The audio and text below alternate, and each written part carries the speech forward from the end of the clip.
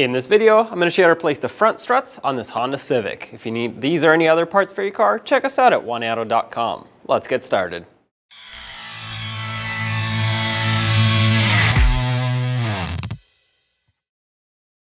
Let's remove the wheel. Use a 19mm socket and take off all 5 lug nuts so you can pull the hubcap and the wheel off.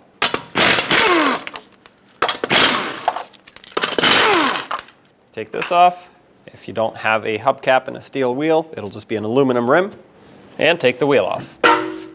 At the base of the strut, you'll see that the ABS sensor is held on with a little clip. We have to unclip this, and the easiest way to do it is by pinching these tabs or pressing them down with some pliers or a screwdriver, whatever you have, and then pull the clip out. The brake hose is held on with a 12mm bolt, so let's remove that.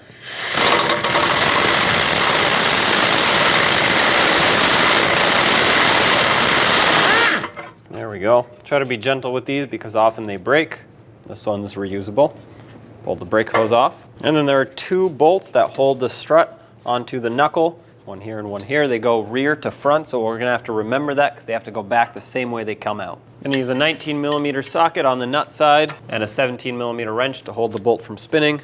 Loosen both of these up.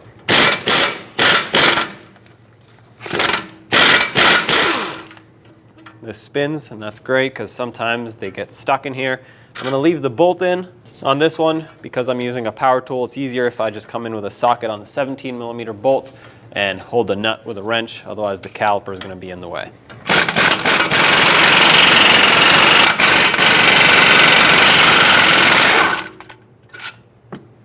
Now we're going to push this other bolt out. The lower one is already out.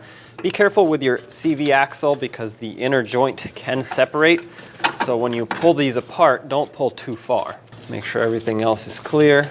Push the strut back, the knuckle to the side. And what I like to do at this point is use a bungee cord or really anything that I have around to tie it so it doesn't come forward like this. You want it to stay pushed back. That'll keep that CV axle lined up and not separated. Now it's actually easier if I lean the knuckle backwards like this because there's no tie rod on this side, so when I take the strut out, it can come out through the front. If it's on the back side, it might hit the tie rod. Like I said, I used this bungee cord and I just hooked it onto the subframe and on the control arm underneath. This will prevent the knuckle from coming forward. We access the top of the struts from underneath the hood. However, you do not have to remove the cowl because there's a little cutout here. And all you have to do is lift up the weather stripping and then stick your hand in here, pull out from the bottom.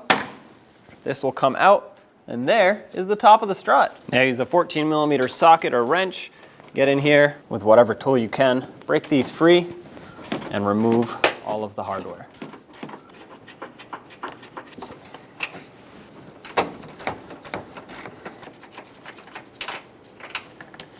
On this last one, the strut will want to fall down, so keep that in mind.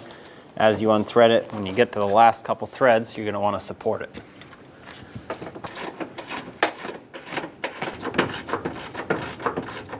That's pretty close, so I'm going to go underneath, hold the strut with one hand. With the other hand, I'm going to reach in here, undo the last mounting nut.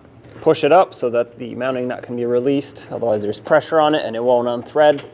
Unthread it all the way, and with that done, you should be able to remove the strut. Here it is. Let's get the new strut in position.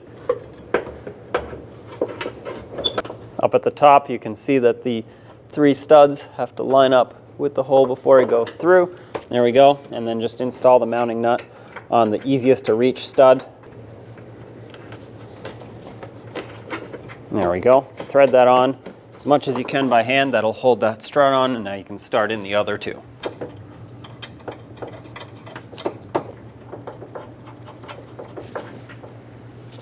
With all of them started, tighten up the mounting nuts one at a time. Okay, that's snug. Of course, this is not the final tightening. This is just getting them snug so I can get the struts seated.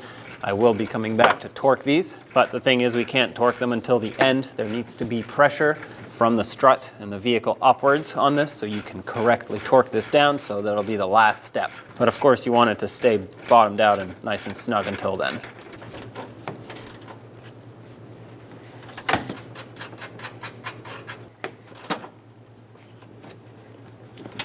Remove that bungee cord that you had supporting the knuckle, And before we bring the knuckle into the strut, this is a personal preference, and this vehicle lives in a rust-prone climate, so I'm going to put a little bit of anti-seize where the two metals meet together. That should hopefully prevent it from rusting over time.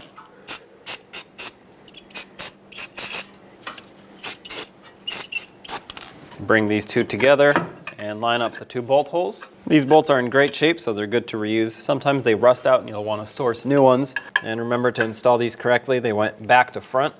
Lift up the knuckle, line this up. They're both partially in, but this will hold it for me. And the rest of the way I can tap it in with a hammer. Careful of your ABS wire when you hit it.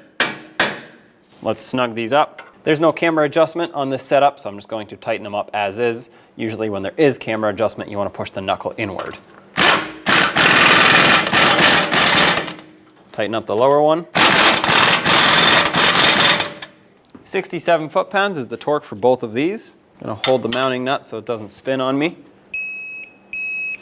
If you torque the nut side, you're going to want to hold the bolt side.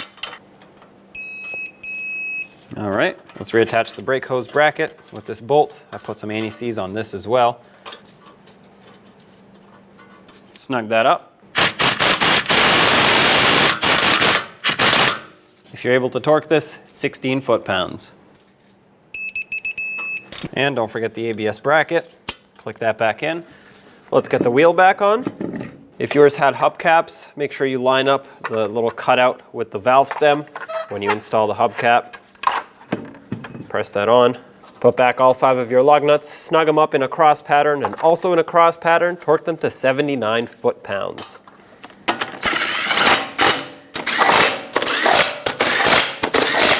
Once again, the torque for these is 79 foot-pounds.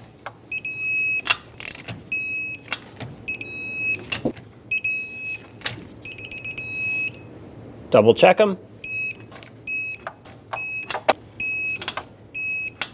Now that the vehicle is lowered and there's pressure on the top of the strut, let's torque it. If you have a Civic Si, the torque is 43 foot-pounds. Any other trim is 33 foot-pounds.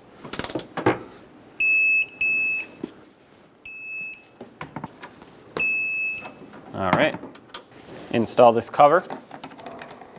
Make sure it lines up and press it into place till it clicks. Put the weather stripping back. Job is done. Do the same to the other side, and don't forget to get in alignment. I hope this video was helpful, and if you have anything to say, leave it in the comment section below. Don't forget to subscribe and ring that bell so you can stay up to date with all of our latest content. Thanks for watching.